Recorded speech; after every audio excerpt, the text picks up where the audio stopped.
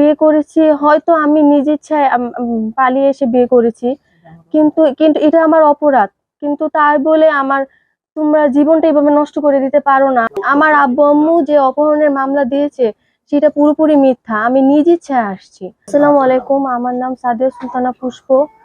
আমি নিজ ইচ্ছায় সজ্ঞানে আমি আমার স্বামীর সাথে বিয়ে করে আমি সংসার করেছি অনেকদিন যাবত।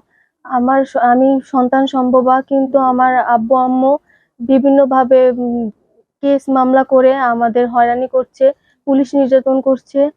কিন্তু আমার বয়স হয়ে গেছে, প্রাপ্ত বয়স হয়ে গেছে, তারপরও তারা মামলা চালিয়ে যাচ্ছে, মামলা উঠাচ্ছে না। আমরা অনেক চেষ্টা চেষ্টা করছি যে তাদের বুঝিয়েছি যে মামলা উঠায় ফেলে, কিন্তু তারা মামলা উঠাইতেছে না, আমাদের বিভিন্নভাবে হয়রানি করতেছে। এই জন্য আমি এই আয়োজন মানে করতেছি, করছি যে আপনাদের মাধ্যমে যেন আমার আব্বু আম্মু মামলা উঠিয়ে ফেলে। আমার আব্বু আম্মু যে অপহরণের মামলা দিয়েছে সেটা পুরোপুরি মিথ্যা। আমি নিজ ইচ্ছায় আসছি, আমার প্রাপ্ত বয়স হয়েছে, তাহলে আমি বিয়ে করছি আমার বয়স হওয়ার পরে। যদি আমার বয়স না হতো তাহলে তারা মামলা দিতে পারতো, এটা মামলার কার্যকরী হতো। কিন্তু আমার বয়স হয়ে গেছে, তাহলে তারা কিসের মামলা চালিয়ে যাচ্ছে এখনো পর্যন্ত? আমার তার সাথে সম্পর্ক 4 বছর। আমার বিয়ে হয়েছে 7 মাস হয়েছে, বিয়ে হয়েছে। আমার বাচ্চা সম্ভব, আমি প্রেগনেন্ট, বাচ্চা হবে আমার। তারপরও তারা বলতেছে যে আমার বাচ্চা নষ্ট করেও নাকি আমাকে নিবে।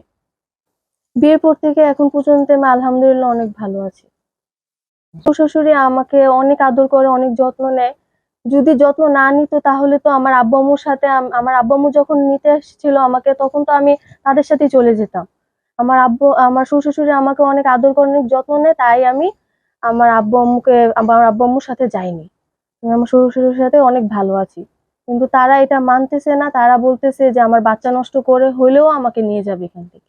আমার বাবা মাকে আমি একটা কথা বলতে চাই যে আমার এখন বিয়ে হয়েছে, 7 মাস হয়েছে, আমার এখন সন্তান হবে, কিন্তু তারা কেন আবার মামলাটাকে আরো বাড়াচ্ছে? তারা মামলাটাকে শেষ করে দিক, একটু শান্তিতে থাকতে চাই।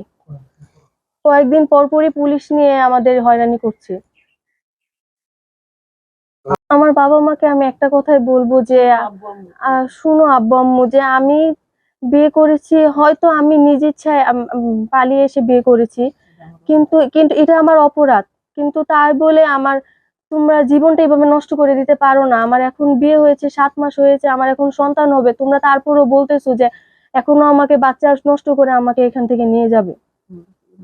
তোমার কাছে একটাই অনুরোধ যে তুমি এটা মামলাটা শেষ করো, মামলা আর মোকদ্দমা আর বাড়ায়ও না, আমাকে এখন শান্তি দাও।